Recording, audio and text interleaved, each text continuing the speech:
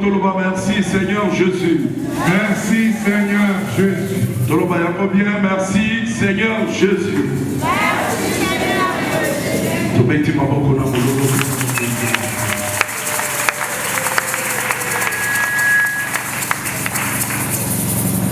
Alléluia, Alléluia, Alléluia.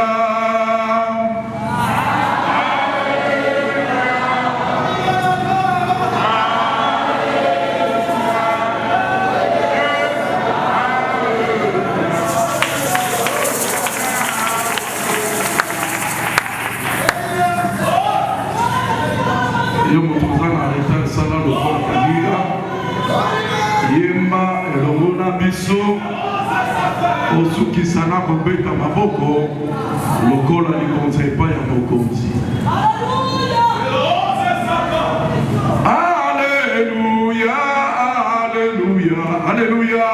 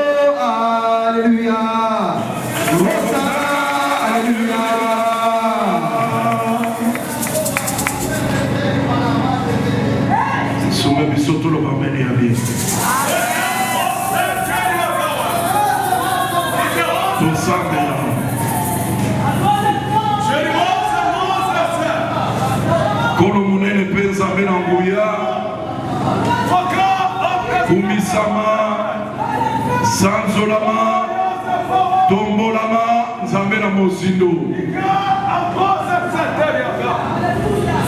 Papa Topesio, merci. Bona bolingo tani sepa na biso. Nako sangisa biso lisusu na ndako na yo.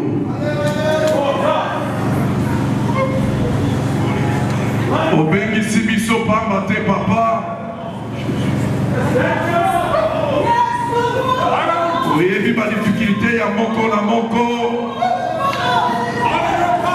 Ozali pe na mabongisi kitoko mpona ntina na biso. Ndima ete na ebandeli mpe na suka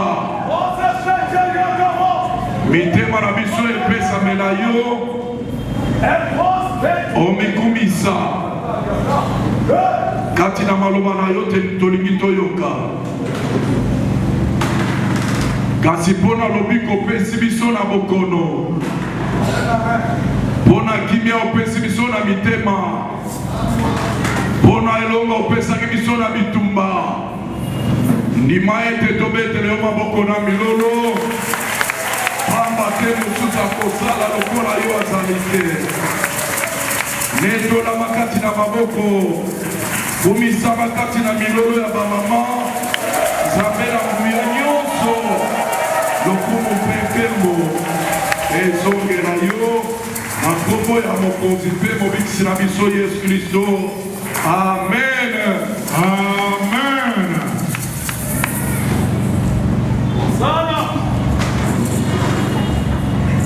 Soyez les bienvenus à la profondeur. Soyez les bienvenus à la profondeur.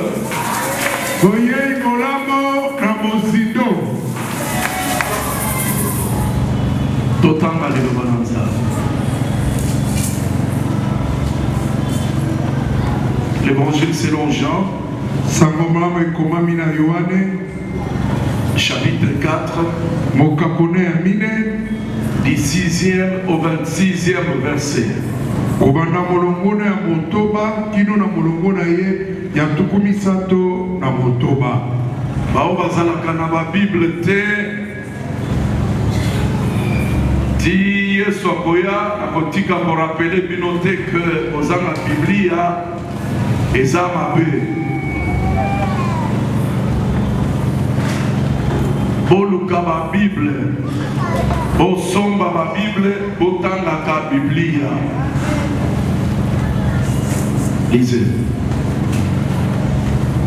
L'évangile selon Jean, chapitre 4, le verset 6 à 26. Nous lisons au nom puissant de notre Seigneur Jésus-Christ. Là se trouvait le puits de Jacob. Jésus, fatigué du voyage, était assis au bord du puits. C'était environ la 6e heure. Une femme de Samarie vint puiser de l'eau. Jésus lui dit, donne-moi à boire. Car ses disciples étaient allés à la ville pour acheter des vivres. La femme samaritaine lui dit, comment toi, qui es juif, me demandes-tu à boire, à moi qui suis une femme samaritaine? Les Juifs, en effet, n'ont pas de relation avec les Samaritains. Jésus lui répondit, si tu connaissais les dons de Dieu, et qui est celui qui te dit, donne-moi à boire, tu lui aurais toi-même demandé à boire, et il t'aurait donné de l'eau vive. Seigneur, lui dit la femme, tu n'as rien pour puiser, et le puits est profond. D'où aurais-tu donc cette eau vive? Es-tu plus grand que notre père Jacob, qui nous a donné ses puits, et qui en a bu lui-même, ainsi que ses fils et ses troupeaux? Jésus lui répondit, quiconque boit de cette eau aura encore soif. Mais celui qui boira de l'eau que je lui donnerai n'aura jamais soif. Et l'eau que je lui donnerai deviendra en lui une source d'eau qui jaillira jusque dans la vie éternelle. La femme lui dit, Seigneur, donne-moi cette eau, afin que je n'aie plus soif et que je ne vienne plus puiser ici. Va, lui dit Jésus, appelle ton mari et viens ici. La femme répondit, je n'ai point de mari. Jésus lui dit, tu as eu raison de dire, je n'ai point de mari. Car tu as eu 5 maris, et celui que tu as maintenant n'est pas ton mari. En cela tu as dit vrai. Seigneur lui dit, Seigneur, lui dit la femme, je vois que tu es prophète.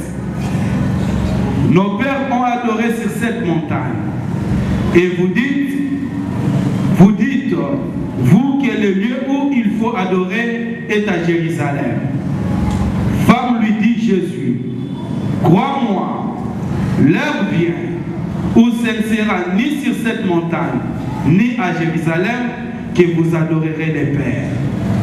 Vous adorez ce que vous ne connaissez pas.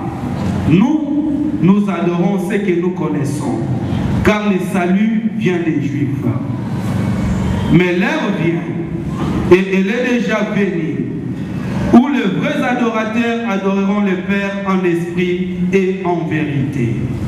Car ce sont là les adorateurs que le Père demande. Dieu est esprit, et il faut ceux qui l'adorent en esprit et en vérité. La femme lui dit, je sais que le Messie doit venir, celui qu'on appelle Christ. Quand il sera venu, il nous annoncera toutes choses. Jésus lui dit, je le suis, moi qui te parle. Amen. Nani abonza maboko na milolo pona otani malamu ya lokolo tobeti maboko pona mobiti si tobeti maboko pona mopesi bomo.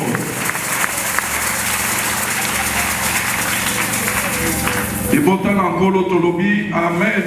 Amen.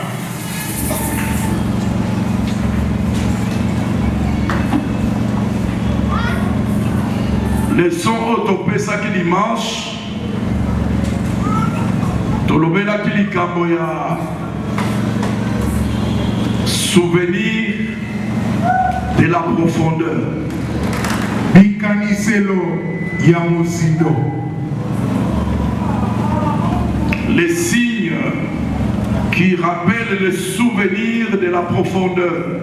Bilembo oyeko kanisisa bikaniselo ya mozindo. Et parce que nous parlons de la profondeur, que chacun de nous en reçoive quelques souvenirs. Moko na moko akokakozwa moi bikaniselo. Des souvenirs pour toi-même et des souvenirs pour toute la communauté. Bikaniselo pona yomoko pe bikaniselo pona lisanga. Cela est important. Parce que lorsqu'il te sera demandé ou lorsqu'il t'arrivera de raconter ton histoire, tes enfants ou tes petits-enfants te demanderont que signifie ceci ou cela, il faut avoir des réponses correctes à donner.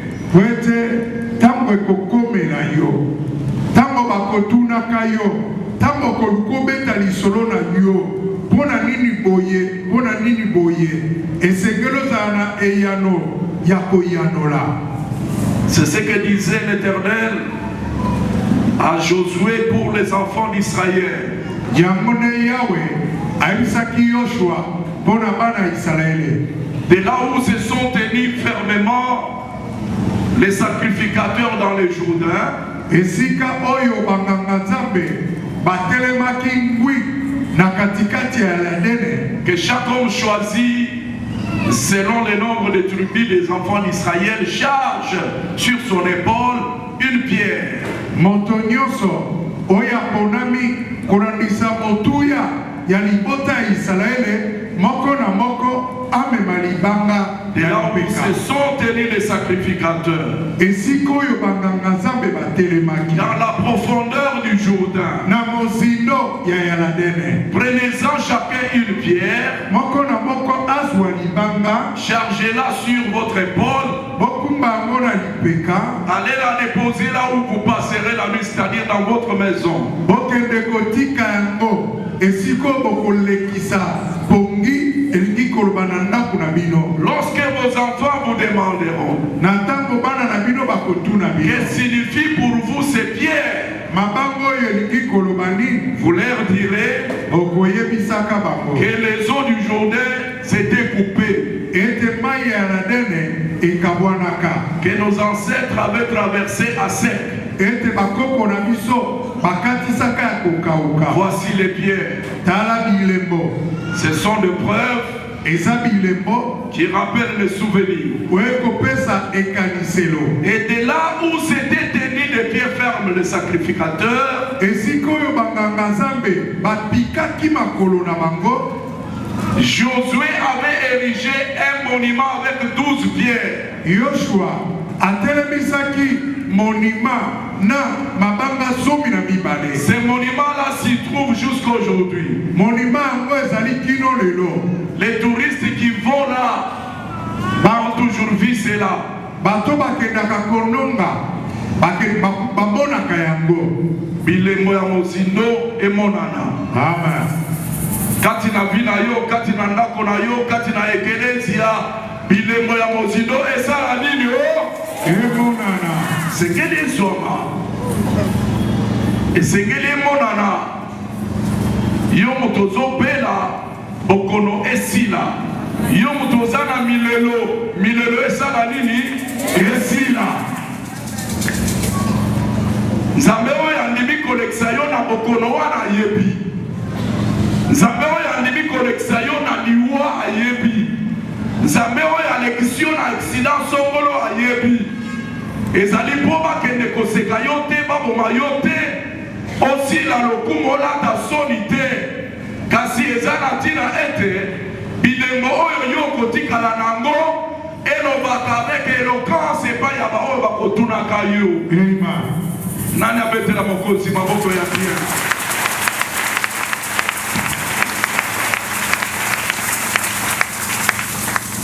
En cela, il faut comprendre alors que toutes choses concourent au bien de ceux qui aiment Dieu.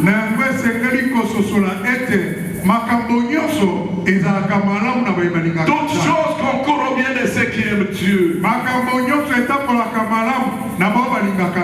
si vous vous trouvez dans la fournaise ardente, même si vous avez été jeté dans la profondeur des eaux, où vous êtes seulement dans la fosse au lion, dans toute profondeur, l'Éternel veut que tu gardes les souvenirs.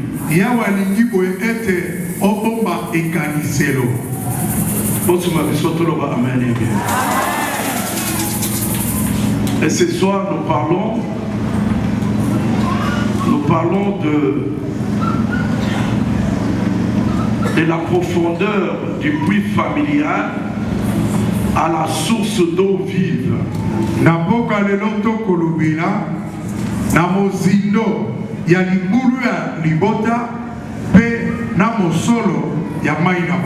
Oui, de la profondeur du puits familial Ota,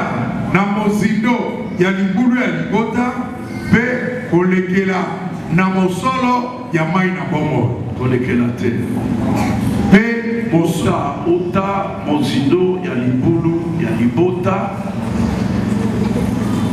ti wapi, na mosolo, na mai na bombo. Tobetele mukonzi bombo. Le premier point qu'il faut retenir dans ce que nous venons de lire,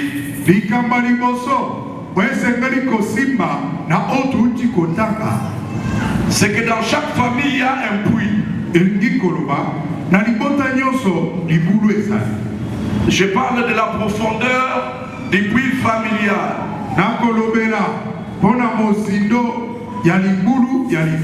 Vous êtes membre de votre famille, je suis membre de ma famille. Si vous ne l'avez jamais appris, le Saint-Esprit me charge de vous le dire. Dans toutes les familles du monde, se trouve un puits. Il y a un puits dans chaque famille. Et chaque puits familial est profond. Ça dépend des ancêtres qui l'ont creusé.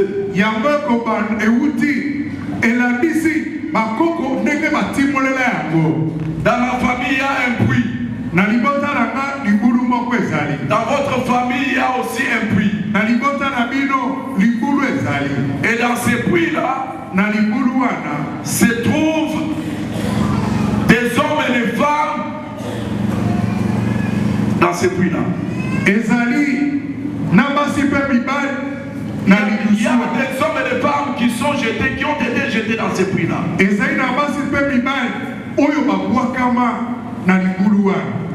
Bon, là, on a un boca. nakoyebisa bino secret moko ya mboka mpona bato bakola na mboka ou bien babotama na mboka bayebi na Kinshasa nde toyebi te soki makambo esalamaka ndenge nini na mboka. Soki mwana abotami après quelques jours, comment on appelle ça, mutolo, voilà. Motolo et katalaka. Soki mutolo et katali na mboka na ba famille mususu basangisaka mitolo ya bana bakangisi na eteni ya elamba babombi na ba famille mususu soki babombi te batimbolaka libulu basali babundi. On a Kinshasa par moment boboka kozaka wa mitolo ya bana botia wapi wapi olubate mama botiaka mbo wapi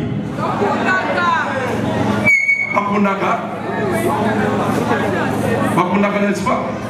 Je pense que botumbaka te bozala bani batebele bakunda likambo ya kokunda wana yeba ete soki ba bakunda motolu na yo ekota na libulu ya famille.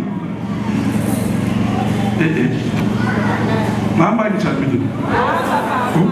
Nalo bate.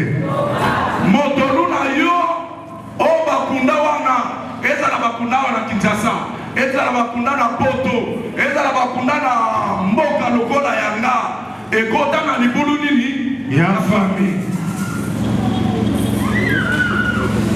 Donc toi-même tu as été jeté dans ces puits-là. Elingi koloba yo moko okwakama na libulu wa. Attends, il y a que bakunda te babomba quelque part o abomba ti ajo komi so batunio te wa pele le kwana akomona mo leso jamais c'est-à-dire aboaka bakombola bakunda quelque part bien papa ya matiti maman ya matiti bazwa ya mo bakende na bakunda quelque part parce que biloko ebele auto wa kaka auto mona kaizala bilamba ezala bile ezala nini suka ekunda maka biloko nyonso euta na mabele ezokaka kaka na mabele tokete mokonzi maboto.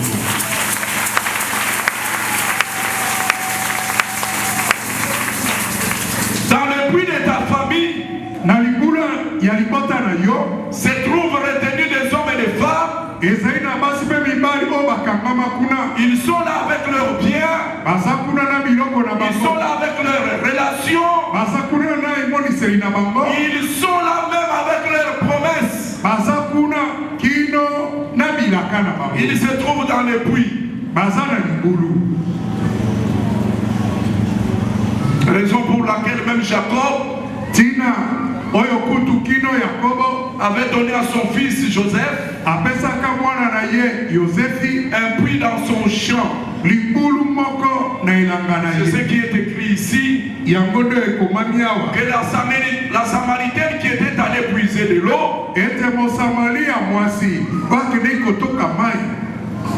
était allée au puits que Jacob avait donné à son fils Joseph dans son champ. Et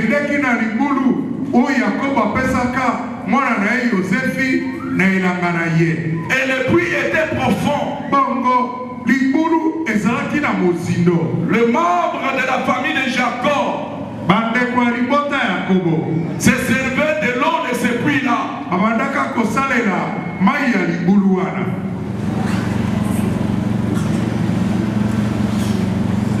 Et l'eau de la profondeur dont je vous parle ce soir,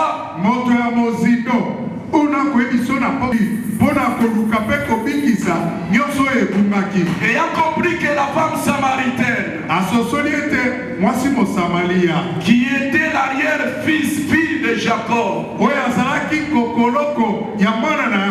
qui se servait de l'eau du puits de Jacob, malgré qu'elle consommait cette eau-là, sa situation ne changeait pas toujours. L'eau du puits familial dont vous vous servez, dont nous nous servons tous, c'est une eau qui n'étanche pas notre soif. Alors l'homme de la profondeur, qui avait compris que se trouvait dans le puits de Jacob le bonheur de cette femme-là,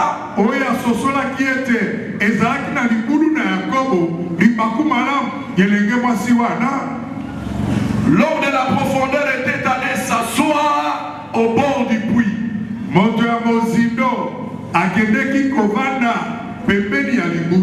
Non seulement qu'il était allé attendre la femme au bord du puits,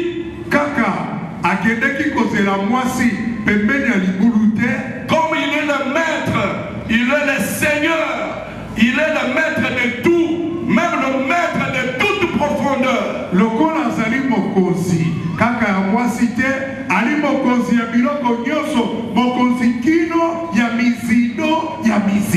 Il a vu la femme samaritaine. Il a eu compassion d'elle. Il est venu pour chercher le bonheur de la femme. Il a compris que le bonheur de cette femme était dans le puits familial.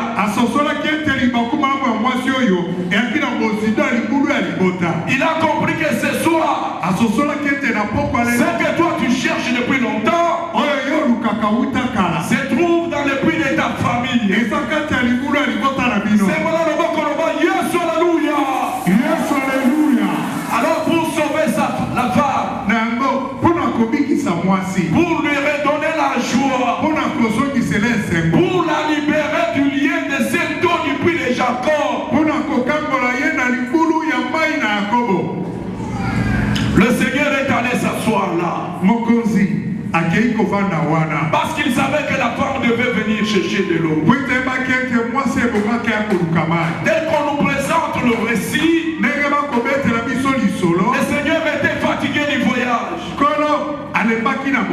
Fatigué du voyage parce que c'est un homme de la haute naissance. Un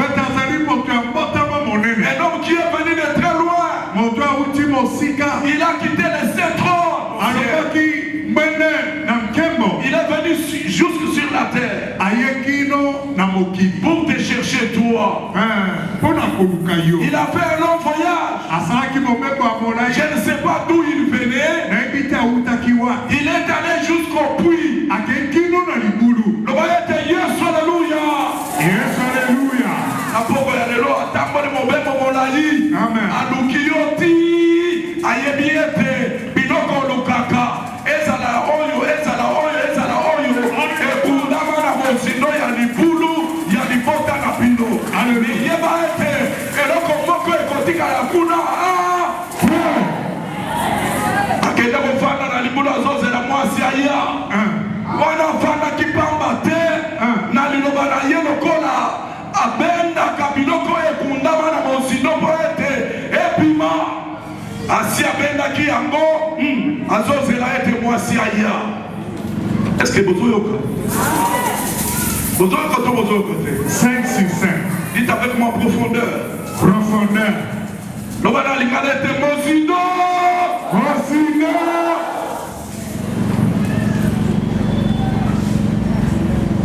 Il est allé s'asseoir là. La femme est venue et l'a trouvé là. Lui avait déjà tiré de la profondeur du puits familial ce qui était nécessaire pour la femme.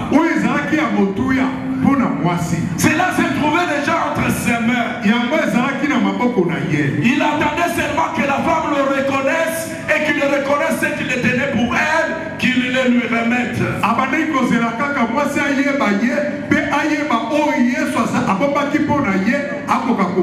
Malheureusement, quand la femme est arrivée,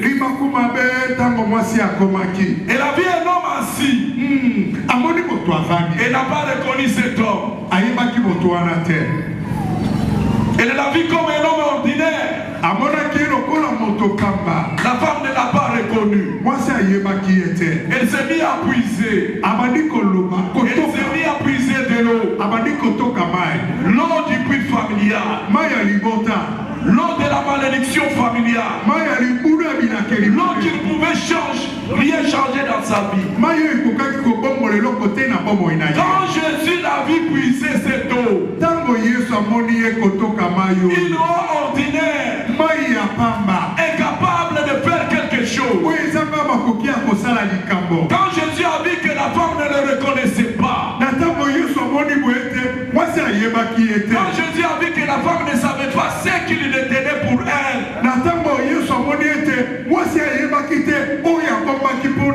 alors Jésus s'est adressé à la femme.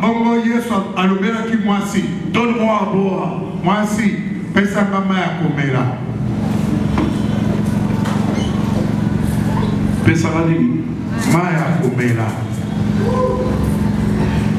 La femme a dit, comment toi qui es juif te permets-tu de me demander à moi qui suis samaritaine de l'eau à boire alors que tu sais bien qu'il n'y a pas de relation entre vous les juifs et nous les samaritains?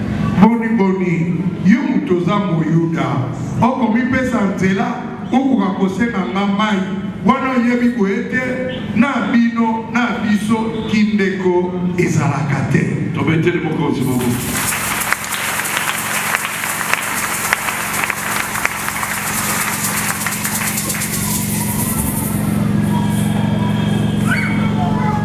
Tu ne peux pas me demander de l'eau parce que vous et nous, on ne s'entend jamais. Okokaki te kosenga ngai mai pote katikati na bino na biso toyokanaka te. Tofongo la parenthèse moke toyeba mpona nini mwasi oyo alobaki boye. Tolobi amen. Amen. Nayebi ete otangaka mpe oyokaka biso bate koloba ete mwasi oyo alobaki na Yesu bino bayuda na biso basamalite toyokanaka te. Bawelaka nini? Bango nyonso bazalaka ekolo moko ya Israel. Amen. Bana ya tata moko kombo na ye Jacob po Nzambe apesa kombo ya Israel.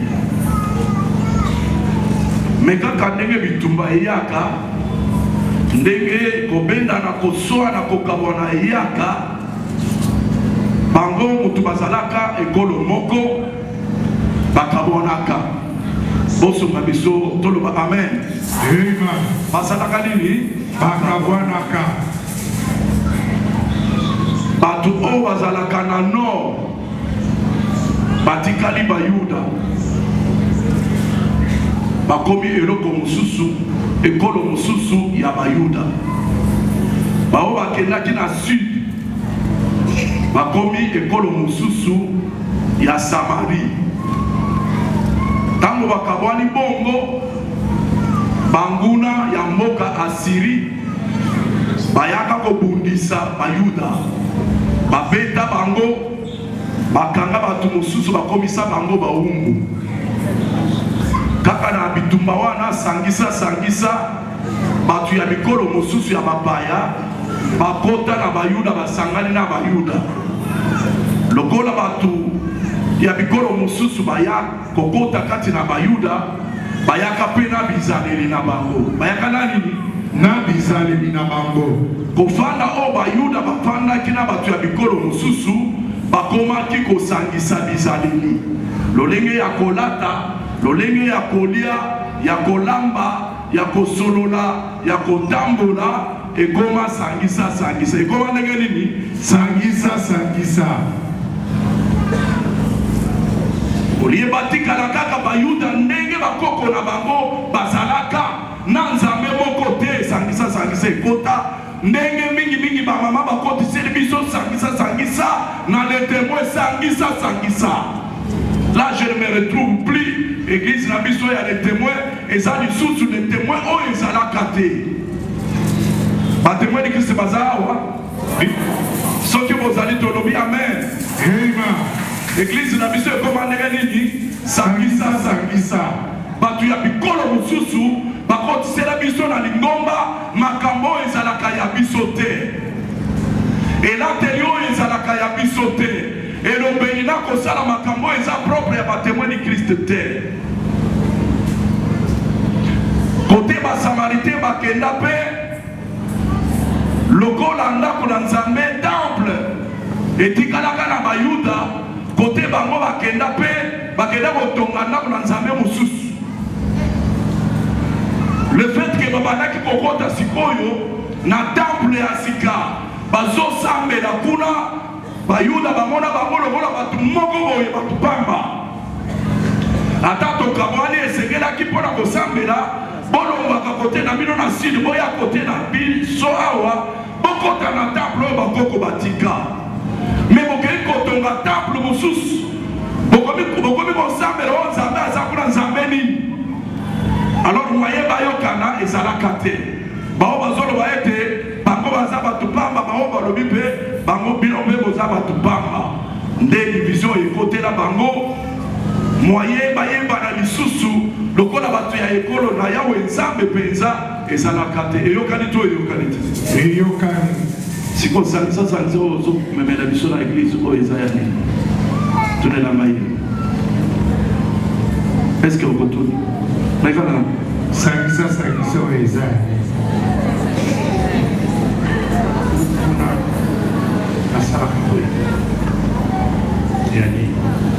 ateli biso sangisa moko bino bayo bosangisi bamakambo nda oyo ezalaka te siko bozotuna o miracle eza wapi miracle nini boluka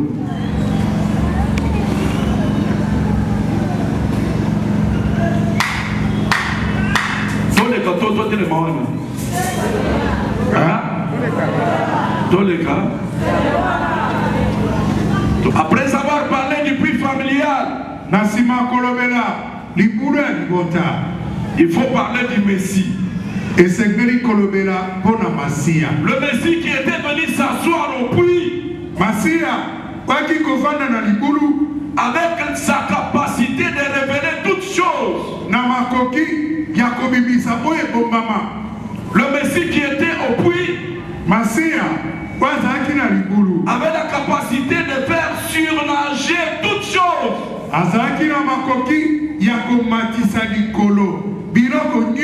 C'est bon le boko toloba Yahweh nzambe na bomo. Yahweh nzambe na bomo. Na libulu ya famille na ngai. Na libulu ya famille na ngai. Yanga nyonso oyo bakunda. Yanga nyonso bakunda. Lokola nakutani na Masia. Lokola nakutani na Masia. Yanga nyonso oyo bakunda. Yanga nyonso bakunda. Na libulu ya famille. Na libulu ya famille. Ata ezana mozindo nini. Ata ezana mozindo nini. Yanga nyonso oyo bakunda. Yanga nyonso bakunda. Emata. Emata. Epima. Epima. Emata. Emata. Epima. Epima. Esuama. Esuama. Bete maboko esuama. Esuama. Esuama. Esuama. Etikala na maite. Etikala na maite. Ekangama na mozindo te. Ekangama na mozindo te. Nakombo na Yesu. Nakombo na Yesu. Yanga nyonso. Yanga nyonso. Oye kundama na mozindo. Oye kundama na mozindo. Ya libulu ya famille na nga. Ya libulu ya famille na nga. Libulu ya libota na nga. Libulu ya libota na nga. Ezala lilita. Ezala lilita. Ezala lilita. Ezala lilita. Yanga epima. Yanga epima. Yanga epima. Yanga epima. Beta maboko sambele epima epima epima. Epima epima epima. Yayo epima la tena libulu ya libota. Epima. Yayo epima na kombo la Yesu. Epima. Yayo yose epima na kombo la Yesu. Epima. Epima na kombo la Yesu. Epima. Yayo eloko. Yayo momento. Yayo mosala. Yayo limara. Yayo eseko. Yayo koboka. Yayo bana. Yayo moboko. Yayo nyonso. Yayo momoto. Yayo avenir. Yayo mosui. Yayo mosala. Yayo koboka. Yayo ndako. Nabondeli yo kosala mbeba ya mwasi Mosamaria te. Kosala ndenge obandi kosala wana te. Kosala ndenge olingi osala wana te. Tunaka pasteur na sali nini. Ozososola eloko te.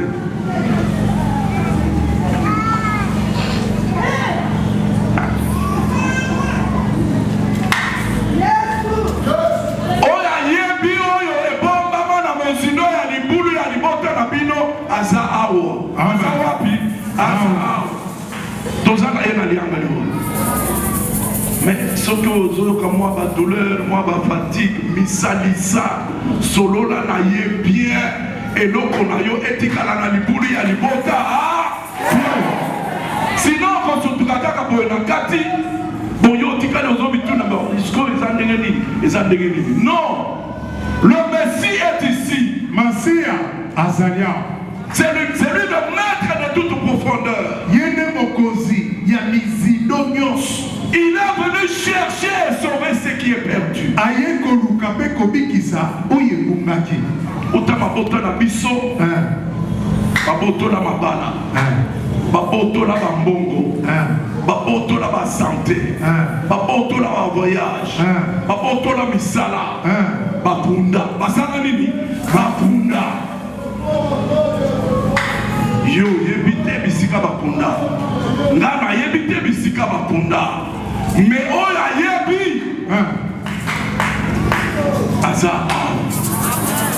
aza wapi kosala erreur oyo mosamali asala te ntango akomaki na libulu ya mai akutaki tata moko afandi me ayebaki te ke tata yango aza nani zoka nde azalaki masiya bon ayebaki te moto yango abimisi makambo polele alobi ete mama epesanga mai na mbela pesanga pasi na yo na mbela yango pesanga seliba wana pesanga mokolo na yo pesanga mitungisi oza nango kotikala na douleur na nzoto na yo pesanga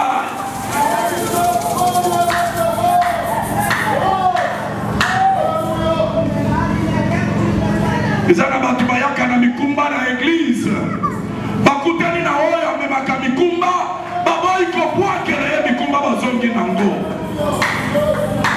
Alors le Seigneur te dit, c'est toi que je suis venu chercher. Donne-moi ton fardeau, donne-moi ta maladie, donne-moi tes échecs, je vais m'en occuper.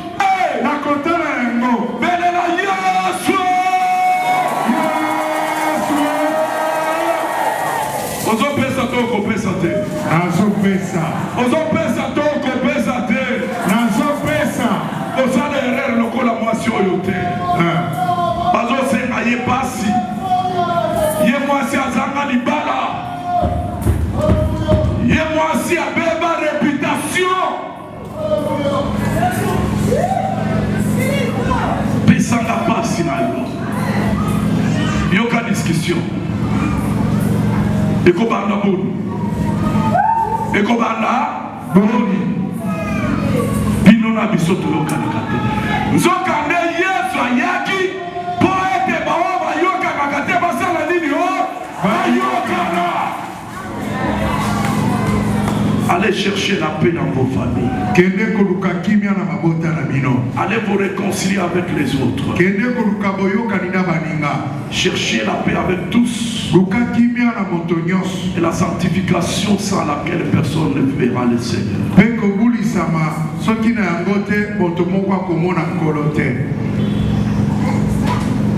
Bazo senga ye passe ya pesa ye azombi misaba division.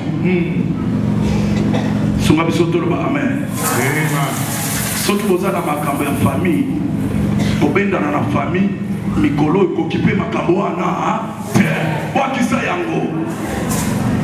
Pokati na kobendana na famille, bazo luka ete biloko bakunda na profondeur ya libulu ya libota ebimate. Amen. Songa mato lo amen ya bien. Amen.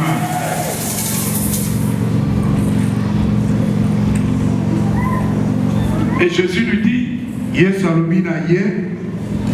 si tu connaissais les dons de Dieu, et si tu connaissais qui est celui qui t'a demandé de l'eau,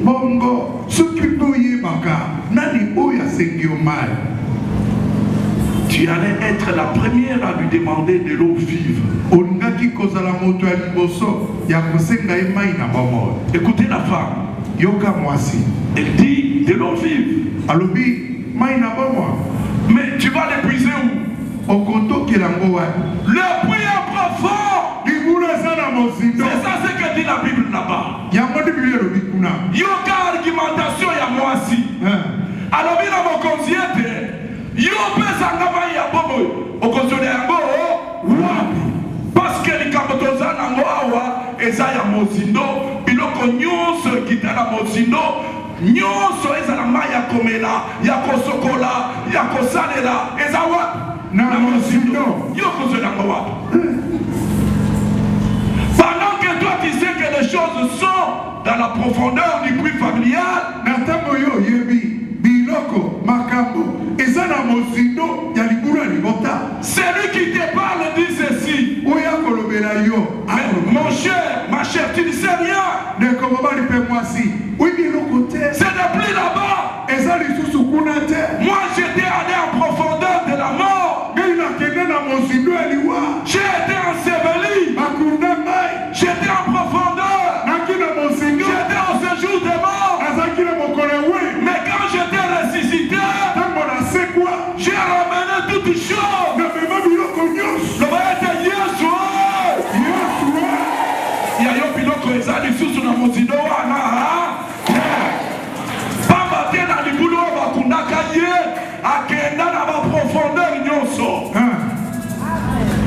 azwela biso biloko nyonso ezala mbongo asala nini azwa osungama mbongo asala nini azwa mabala asala nini azwa kobota azwa misala azwa mibembo azwa bandako azwa mituka azwa yango mpona ye moko te azwa yango mpona banani o mpona biso metere maboko na mololo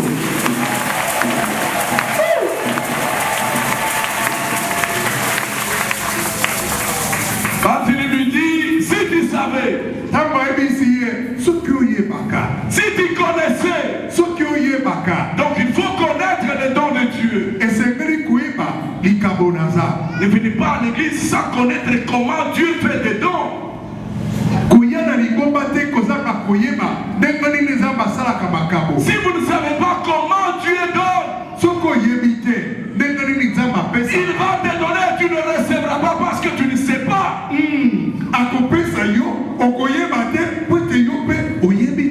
Dieu donne en demandant. On reçoit de Dieu en donnant.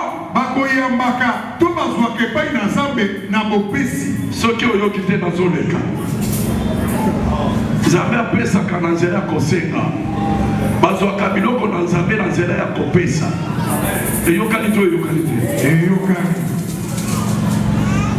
bazwaka biloko na Nzambe na nzela ya kopesa.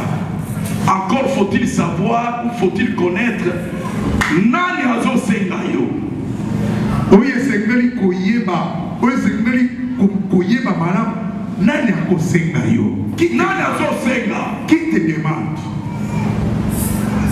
soki oyebi moto azosenga yo sosola ete eza mpo yo opesa ye te ye nde akolongola yo na mozindo ya libulu ya libota mpo atika yo na source d'eau vive. Amen. Sunga biso toloba amen ya bien. Amen. Peta maboko mpona mokonzi.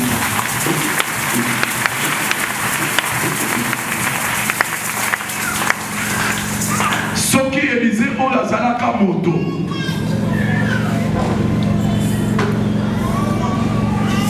basakoli basengi ete papa ndako na biso ya basakoli eza moke esengeli toyesa yango monene.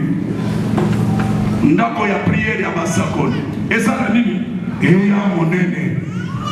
Basakoli balobi na Élisée ete ndimela biso tobanda construction ya ndako ya bosakoli. Élisée alobi bokende bango balobi tozokende koluka banzete oyo eza pembeni ya mai ya Jourdain. Pembeni ya mai ya Jourdain banzete wana ekosunga biso totonga ndako ya bien. Élisée alobi bokende moko na bango alobi tokokende biso moko te papa tokende na yo. Élisée andimi bakei kati na kokata banzete balobi ete epasola ya moko na bango libende wana epasola elongwe na nzete ekwei wapi na mai. Libende soki ekwei na mai ekotikala likolo to ekokita ekozinda na mozindo. Ekita na mozindo. Tata wana ganga papa epasola ya bato na defaki yango ekoti na mozindo na memi ngambo na kosala nini. Élisée abima wana alobi ete ekweyeli wapi moto wana alobi ekwei awa libende ekiti na mozindo awa. Akata nzete akata nini nzete abwaka place wana yoka maji ya mokonzi. Nzete babwaki likolo ya mai. Nzete ezwi puissance ya kopenda epasola oyo ekendaki na mozindo emati. Ezali nini emati. C'est pour vous dire que na poko ya lelo mpona ekulusu ya Yesu Kristo ya yo eloko oyo ezinga ekotikala na se.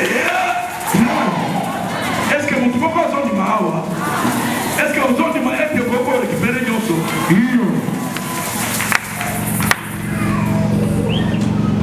Tango mwana mwasi ayoki ete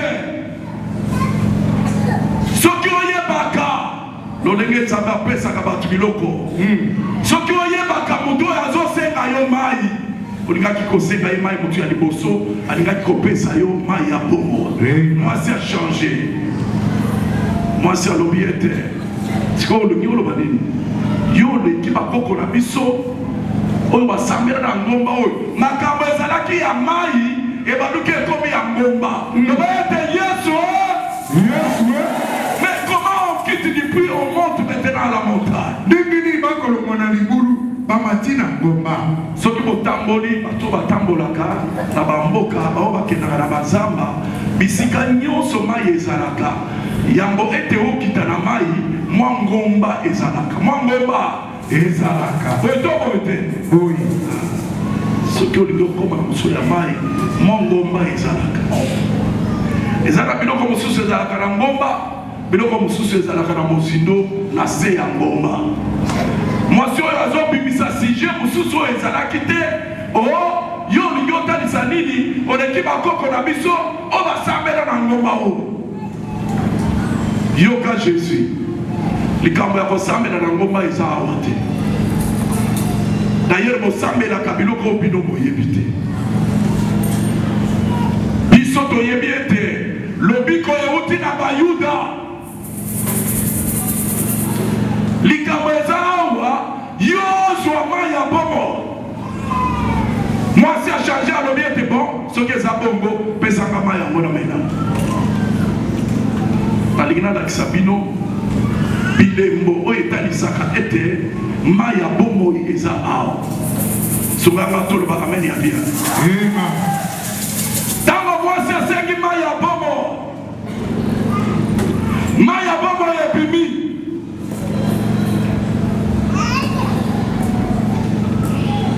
ebimi yesu alobi na ye wi mai yango nazopesa yo okomela yango moko te zonga ndako yaka na mobali na yo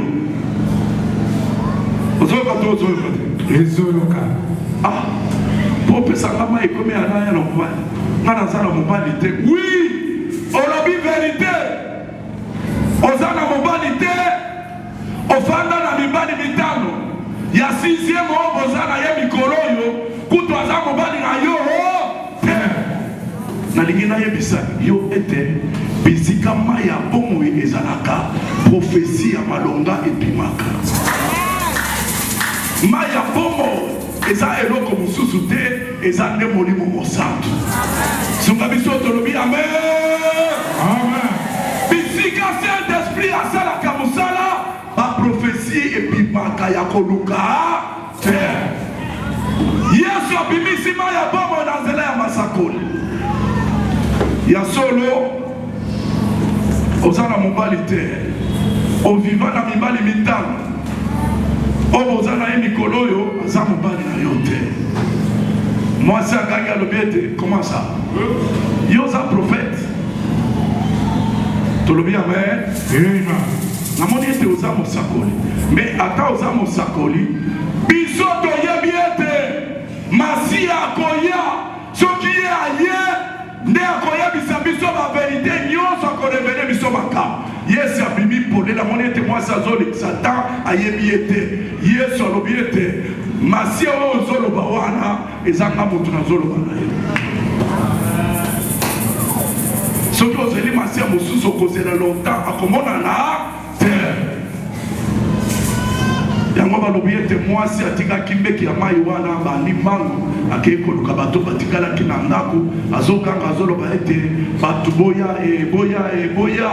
kotala motu oyo ayebisinga makambo nyonso akoki kozala kristo te toza kuna te likambo toza nango awa eza ya boye ete mozindo ya libulu ya libota ata eza molai ndenge nini biloko oyo bakoko bakunda oyo baboti babongisa yo mwana kotika yango kuna telema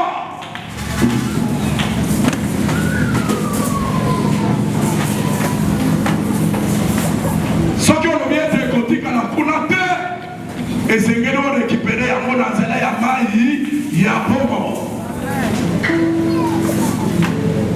korekipere yango na nzela ya mai ya bomo elingi koloba ete kati na losambo na yo ndenge Yesu alobi yango esengeli koyeba batemps esengeli koyeba baperiode esengeli koyeba basaison makambo ya kosambela na ngomba eza awa te yeba ete l'heure vient et elle est déjà venue où les gens ne doivent pas monter là-bas. Les gens n'iront pas à Jérusalem, mais ils vont adorer le Père en esprit et en vérité. Adoration est comme il m'a bon ami. Ce qui moi si on a bon takate à boti, ce qui moi si on a bala kate à bali, ce qui me bon à Zouakambo monter à Zui. C'est moi adoration et comme il m'a dit à musicien basate. Amen. Donc Yesu. Oyebi soki chômeur à Zui Moussala, ataba yemi basate, yemoko akoyemba. Amen.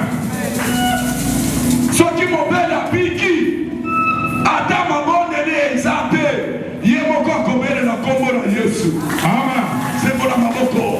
Mutongo na zolo ba ezayo. Basi na yo ezamini. Oya biki sakaza awa. Source d'eau vive ebanda kokita kati na motema na yo. Adoration ebanda kati na vie na yo. Belela Yesu. Yesu. Toke lisusu. Yesu. Yesu. Na mosido ya libulu oyo na libulu ya famille oyo emela biloko ebele mbongo ya famille esinda na libulu oyo bato ya minene kati ya famille bazinda kaka na libulu oyo beta maboko na poko ya lelo na poko ya lelo Yesu lokola nakutani na yo yanga eloko etikala awa te na kombo na yo Yesu ona lingi na belela yanga lipamboli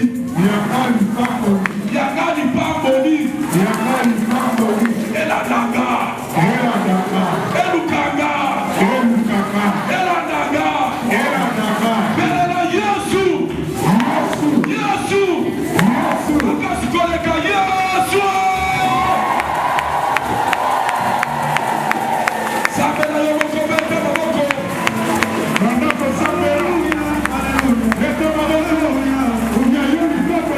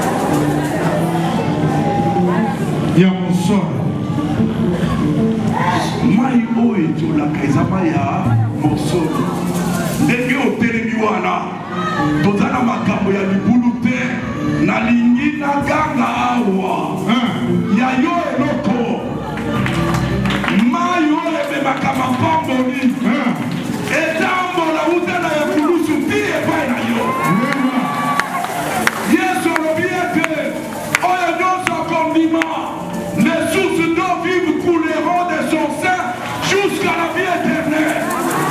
Et il dit qu'on va être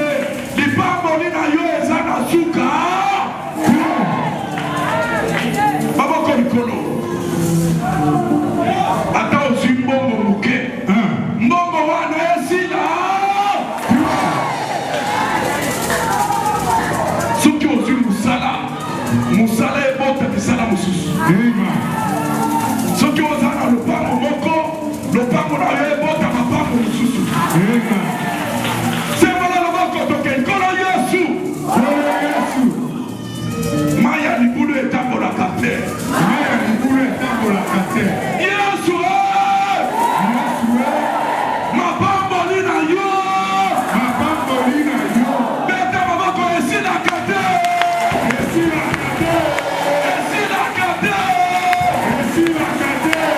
ekaukaka te na poko ya lelo lipamboli na nga ya libota na nga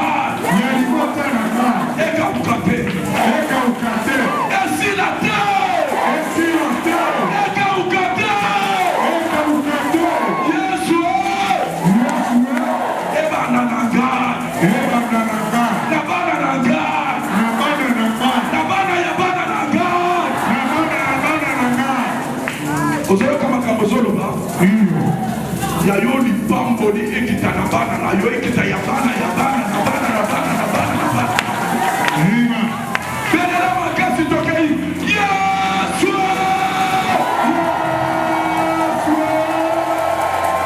soyez bénis au nom de Jésus-Christ. Soyez bénis au nom de Jésus. Bimisa libonza ya bien nga mpe na bimisa ya ngai tosukisama ete kopambolama na biso eza na suka te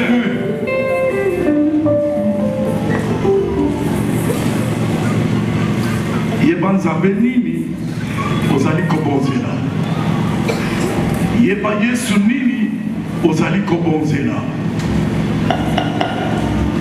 oyo ezalaki mpasi mpo na yo ye nde asilisi yango totelema na mabonzo na biso topesa ye merci